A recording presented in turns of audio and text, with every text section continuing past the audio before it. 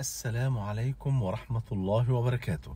بسم الله والحمد لله والصلاة والسلام على حبيبنا وأسوتنا وقدوتنا وشفيعنا رسول الله صلى الله عليه وآله وسلم. ما حكم عدية ياسين؟ نعرف بعد ما نصلي على حبيبنا صلى الله عليه وسلم. بعض الناس يقول لك لما تتظلم من أي إنسان ما عليك إلا أن أنت تقرأ سورة ياسين وتدعو على من ظلمك وهيجي لك حقك لحد عندك.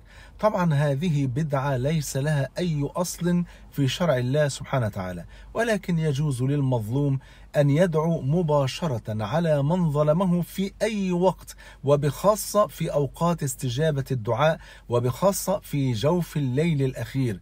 وأجمل ما يقوله هو حسبنا الله ونعم الوكيل، إن يفوض أمره لله ويوكل ربه عز وجل في أن يأتيه بحقه من ذلك الإنسان الظالم. أما عدية ياسين فهي بدعة لا أصل لها في الشرع، ولا تغتروا بأن هناك من يروج لتلك الكلمات حتى لو كان يحمل بعض الشهادات العلمية. ولا حول ولا قوة إلا بالله، فنحن فعلا نعيش في زمن الفتن. عافانا الله وإياكم من أي بدعة، ورزقني الله وإياكم اتباع النبي صلى الله عليه وسلم واتباع السنة، وجمعني الله وإياكم مع الحبيب المصطفى صلى الله عليه وسلم في الفردوس الأعلى.